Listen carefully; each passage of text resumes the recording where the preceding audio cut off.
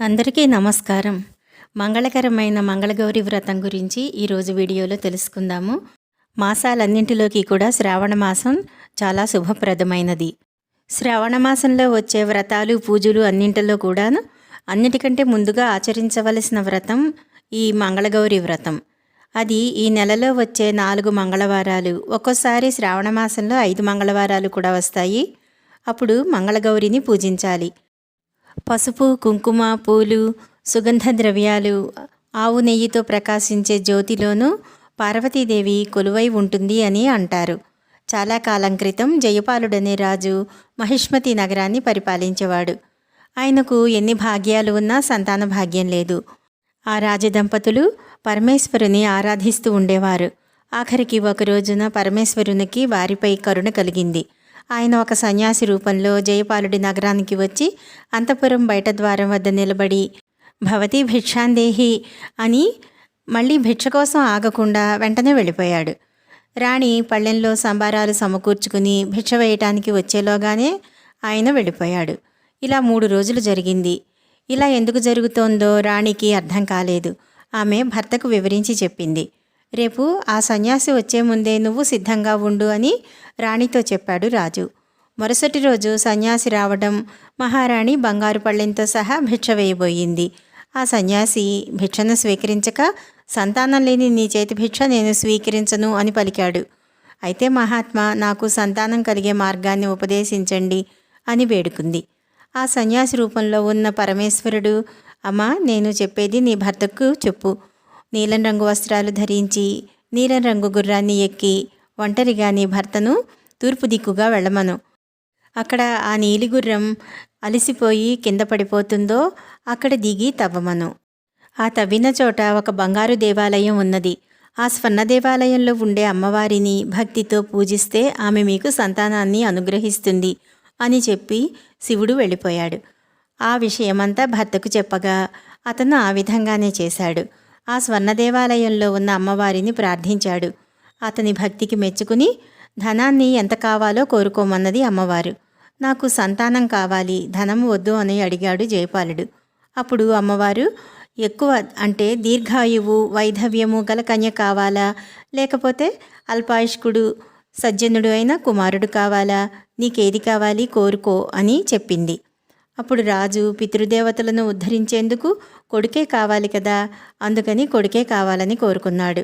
అప్పుడు ఆ దేవి ఆ రాజుని తన పక్కనే ఉన్న గణపతి యొక్క నాభిలో అడుగుపెట్టి పక్కనే ఉన్న మామిడి చెట్టు కొమ్మకు ఉన్న ఫలాన్ని కోసి నీ భార్యకి ఇయ్యి అని అంతర్ధానమయ్యింది. జయపాలుడు ఆ వృక్షానికి ఉన్న పళ్ళన్నీ కోసేశాడు. ఎక్కువ మంది పుత్రులు పుడతారు కదా అని ఆయనకు ఆశ కలిగింది. అలా చేయటం వలన గణపతికి కోపం వచ్చింది.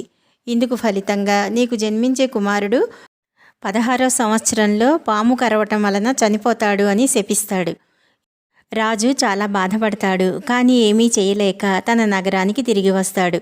తరువాత జయపాలుని భార్య గర్భవతి అయ్యి ఒక కుమారుణ్ణి కంది. ఆ కుర్రవాడికి వయసొచ్చింది. ఒకవేళ ఇతనికి పెళ్లి చేస్తే ఆయుర్దాయం పెరుగుతుందేమోనని భావించి కొడుకుకి వివాహం చేద్దామని భర్తతో అన్నది రాణి. సరే, కాశీ విశ్వేశ్వరుణ్ణి దర్శించి వచ్చాక వివాహం చేద్దామని చెప్పి కుమారుణ్ణి అతని మేనమామతో కాశీకి పంపించారు. దారిలో వారు ప్రతిష్టానపురం చేరారు. అక్కడ వారిద్దరూ ఓ సత్రంలో ప్రవేశించారు. అక్కడ కొందరు కన్యలు ఆడుకుంటున్నారు. వారిలో సుశీల అనే కన్య మరొక కన్యతో గొడవ పడుతోంది. వారిద్దరూ కోపంతో ఒకరినొకరు దుర్భాషలాడుతున్నారు. అప్పుడు సుశీల, మా అమ్మగారు మంగళగౌరి వ్రతం చేస్తుంది కాబట్టి మా ఇంటిలో ఆడవారికి వైధవ్యం ఉండదు అని చెప్పి అక్కడి నుంచి వెళ్ళిపోయింది. ఈ మాటలు రాజకుమారుడు శివుడు, అతని మేనమామ విన్నారు. తన మేనల్లుడు అల్పాయుష్కుడు అన్న సంగతి అతనికి తెలుసు కదా. అందువలన అతను సుశీల అన్న మాట వినేసరికి ఒక ఉపాయం తోచింది. సుశీలకు రాజకుమారునితో వివాహం జరిపించినట్లయితే ఆమెకు మంగళగౌరీ దేవి అనుగ్రహం లభించి రాజకుమారుడు పూర్ణాయుష్కుడవుతాడు కదా అని భావిస్తాడు. మేనల్లునితో సహా శివుని మేనమామ ధ్యానంలో ఉన్న సుశీల తల్లిదండ్రుల వద్దకు చేరి, శివుడనే బాలుడు నీ కూతురికి తగిన భర్త అని దేవుడు నాకు చెప్పాడు అని వారిని నమ్మిస్తాడు. దానితో సుశీల, శివుడు అంటే రాజకుమారుడు యొక్క వివాహం జరిగిపోతుంది. పెళ్ళయ్యాక ఆ కొత్త దంపతులు ఆ రాత్రి బ్రహ్మచర్య వ్రతం పాటిస్తారు. మంగళగౌరీదేవి ముత్తైదు రూపంలో సుశీలకు కలలో కనపడి, నీ భర్త అల్పాయుష్కుడు, ఈ రాత్రితో అతని ఆయువు తీరిపోయింది. ఈ దోషం అంటకుండా ఉండేందుకు నీకొక మార్గం చెబుతాను. కొంచెం సేపట్లో ఒక సర్పం నీ భర్తను కరవటానికి వస్తుంది. వెంటనే నీవు నిండా పాలు పోసిన ఒక కుండను దాని ముందు ఉంచు. అప్పుడు పాము ఆ ఘటంలోకి ప్రవేశించాక ఒక వస్త్రంతో ఆ కుండ మూతిని గట్టిగా కట్టి పొద్దునే దానిని నీ తల్లికి వాయనమియ్యి. దానితో నీ భర్తకు గండం తప్పిపోతుంది అని చెప్పి అంతర్ధానమవుతుంది. శివుడు తన మేనమామతో కాశీయాత్ర పూర్తి చేసుకుని తిరుగు ప్రయాణంలో భార్య సుశీలను తన ఇంటికి తీసుకుని వెళ్తాడు. సర్పగండం ఎలా గడిచింది, తన ఆయువు ఎలా పెరిగింది అని సుశీలను అడుగగా అంతా శ్రావణమంగళ గౌరీ వ్రతం ప్రభావమేనని చెప్పింది. ఈ కథను కృష్ణుడు ద్రౌపదికి చెప్పాడు.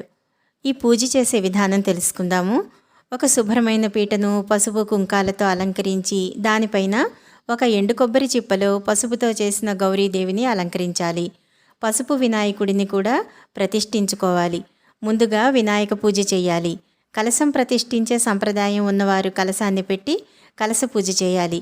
వినాయకుడికి నైవేద్యం సమర్పించాక మంగళగౌరీదేవికి అష్టోత్తరం చదివి అమ్మవారి ముందు 5 ముడులు, 5 పొరలు కలిగిన 5 తోరాలు, 5 పిండి దీప ఆరాధనలు, బెల్లం మిశ్రమంతో చేసిన దీపాలు పెట్టి పూజించాలి. పూజ పూర్తయిన తరువాత అమ్మవారికి నైవేద్యం పెట్టి హారతి ఇచ్చి అమ్మవారి దగ్గర పూజలో పెట్టిన ఒక తోరం చేతికి కట్టుకోవాలి. పిండి దీపారాధనలు కూడా ఒకటి అమ్మవారికి, ఒకటి పూజ చేసిన వారికి, మిగిలిన 3 ముగ్గురు ముత్తైదువులకు తాంబూలంతో పాటు ఇవ్వాలి. వ్రతం చేసుకున్న మరునాడు కూడా అమ్మవారికి హారతి ఇచ్చి నైవేద్యం పెట్టి యథాస్థానం ప్రవేశయామి పూజార్థం పునరాగమ నాయచః అని అమ్మవారికి ఉద్వాసన చెప్పాలి. అంటే అమ్మ నీ స్వస్థానానికి వెళ్ళి మళ్ళీ పూజకి మమ్మల్ని అనుగ్రహించు అని అర్థం. అంతటితో ఒక వారం వ్రతం సంపూర్ణమవుతుంది. పసుపు కుంకుమల సౌభాగ్యం కోసం, చక్కటి సంతానం కోసం, అన్యోన్యమైన దాంపత్యం కోసం మంగళగౌరి వ్రతాన్ని చేయాలి. ఈ మంగళగౌరి వ్రతాన్ని పెళ్ళైన స్త్రీలు శ్రావణమాసం తొలి మంగళవారంతో విధిగా ప్రారంభించి 5 సంవత్సరాలు దీక్షగా ఆచరించాలి. అలా ఈ వ్రతాన్ని చేపట్టిన స్త్రీలపై శ్రీ మంగళగౌరి కటాక్షంతో వైధవ్య బాధలు లేకుండా వారు జీవితాంతం సర్వసౌఖ్యాలతో గడుపుతారు. కనుక స్త్రీలందరూ ఈ వ్రతాన్ని భక్తి శ్రద్ధలతో ఆచరించి సకల సౌభాగ్యాలు పొందాలని మనసారా కోరుకుంటూ సెలవు తీసుకుంటున్నాను. నమస్కారం.